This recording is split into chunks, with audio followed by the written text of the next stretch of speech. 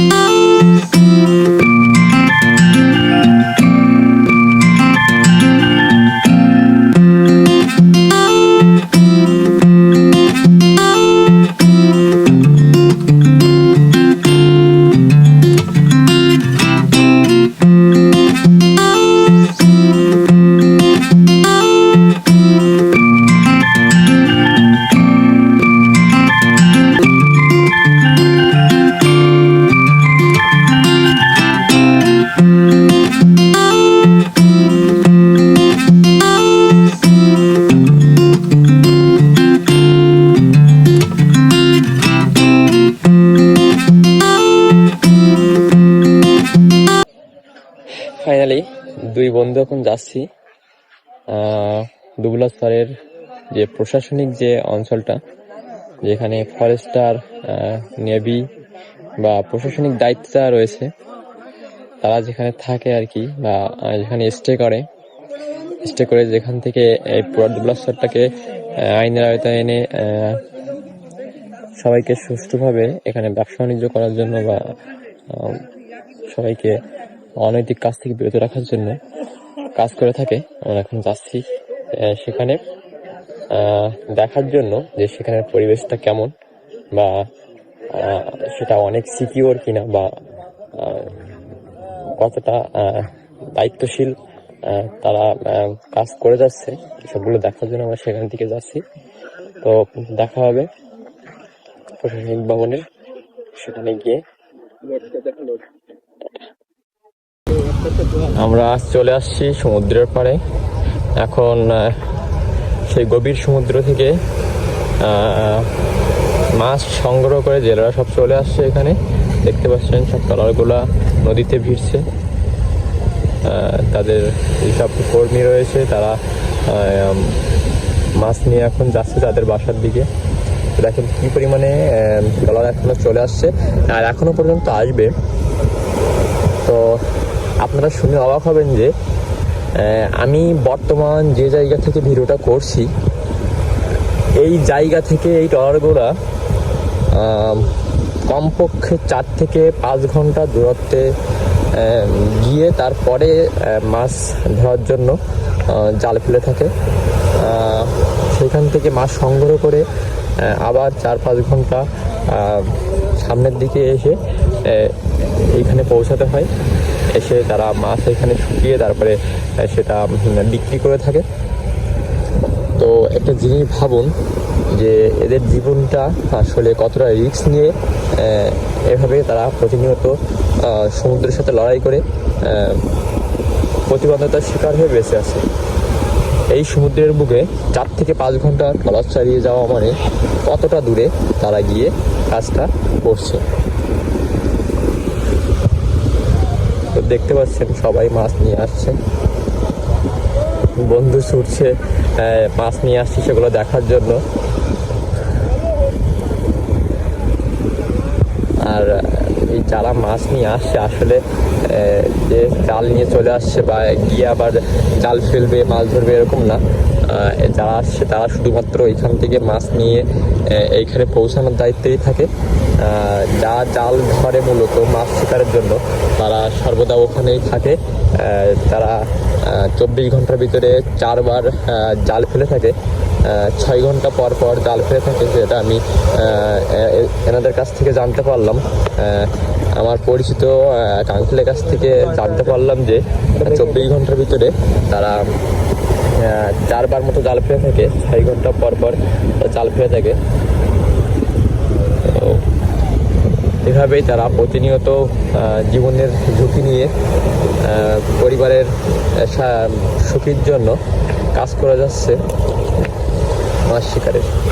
তো যাচ্ছি প্রশাসনিক এলাকার দিকে। তো ভিডিওর পরবর্তী অংশ প্রশাসনিক এলাকার দিকে গিয়ে আপনাদের দেখানো হবে।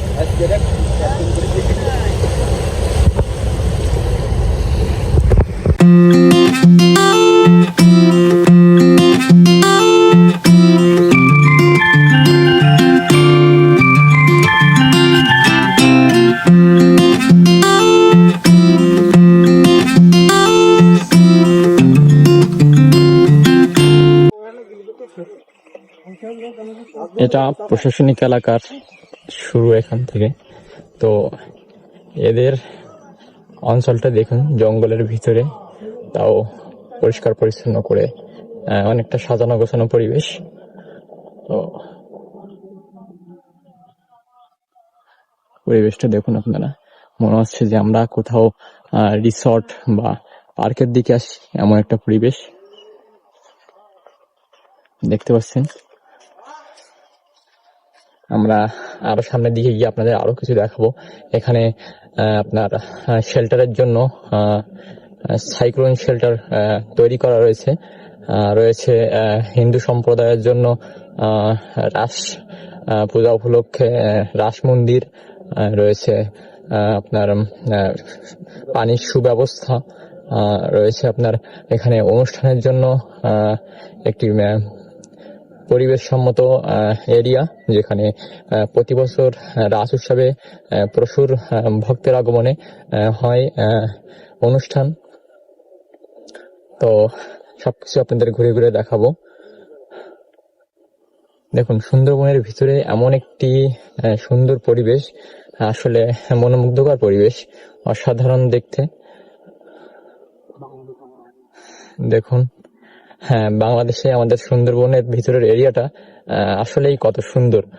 যারা আসছে শুধুমাত্র তারাই এভাবেই প্রকৃতির প্রেমে পড়ে যায়, সুন্দরবনের প্রেমে পড়ে যায়, যেমনটা আমরা পড়ে যাচ্ছি। যত দিন যাচ্ছে, যত সুন্দরবনের প্রকৃতি দেখছি, তত এটির মায়ায় পড়ে যাচ্ছি। দেখতে পাচ্ছেন আমরা আস্তে আস্তে ভিতরের দিকে চলে আসছি। আর এখানে যে একেবারে নেটওয়ার্কের বাইরে এমন নয়, দেখতে পাচ্ছেন এখানে বাংলাদেশ সরকার কর্তৃক সরকারি যে সিমটা, টেলিটক সিম, সেটার জন্য টাওয়ার এখানে প্রতিস্থাপন করা রয়েছে। অনেক আগে থেকেই, যখন থেকে এখানে মানুষ ব্যবসার জন্য আসছে বা নিজেদের জীবনের তাগিদায় এখানে পাড়ি জমিয়েছে, তখন থেকেই এখানে এইভাবে সুব্যবস্থা করে দেওয়া হয়েছে বাংলাদেশ সরকারের থেকে। তো দেখতে পাচ্ছেন এটাই হচ্ছে হিন্দু সম্প্রদায়ের রাস উৎসবের রাস মন্দির। এখানে একটি স্থাপনা তৈরি করা রয়েছে, যেটা আপনারা দেখতে পাচ্ছেন লেখা আছে, বাংলাদেশ আমার অহংকার। সত্যি বাংলাদেশ আমাদের জন্য একটি অহংকার। তো জাস্ট পরিবেশটা দেখুন।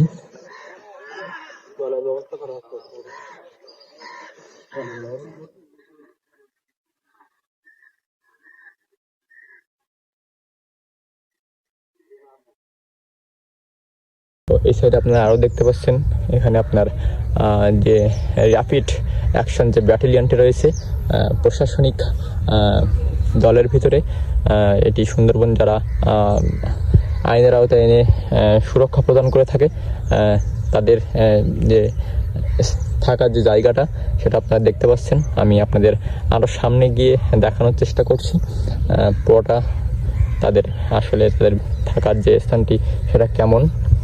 চলুন আমরা সেটির সামনে গিয়ে আপনাদের দেখাই। এটি আমাদের সেই হিন্দু ধর্মের যে রাস উৎসব হয়ে থাকে সেটির মন্দির, এর ভিতরের মূর্তিগুলো আমি আপনাদের দেখানোর চেষ্টা করছি।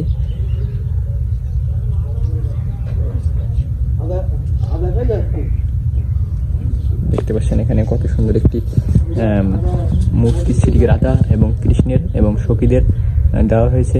আপনারা দেখতে পাচ্ছেন খুবই সুন্দর মূর্তি এখানে প্রতিস্থাপন করা হয়েছে। এটি দেখার জন্য প্রতি বছর বহু ভক্তের সমাগম এখানে ঘটে থাকে। দেশ এবং দেশের বাইরে থেকে বহু ভক্তই এটি দেখার জন্য এখানে গমন করে থাকেন। তো চলুন আমরা এবার দেখে আসি সেই আইন শৃঙ্খলা বাহিনীর ব্যাটালিয়নের যেখানে তারা স্টে করে সেই জায়গাটি।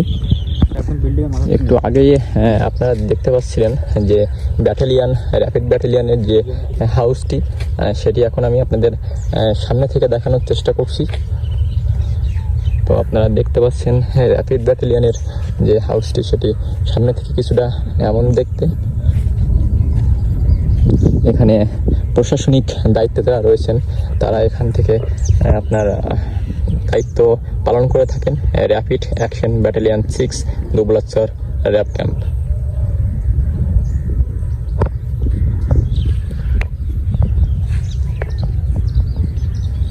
তাদের এরিয়াটা কিছুটা এমন দেখতে, উপর থেকে মাছ শুকানো বা আদার্স যে ভিউটা আছে সেটা কিছুটা এ ধরনের।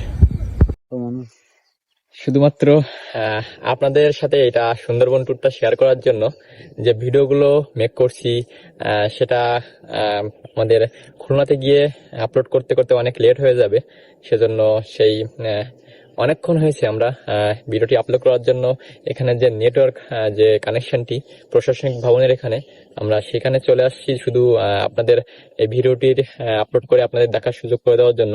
আপনারা দেখতে পাচ্ছেন এই যে আমরা যে নেটওয়ার্কের যে টাওয়ারটি এখানে বসানো রয়েছে আমরা সেখানে চলে আসছি ভিডিওটি আপলোড দেওয়ার জন্য, এবং আমাদের ভিডিওটি আপলোড চলছে এবং আমি অন্য ভিডিওর জন্য ভিডিও শুট করছি।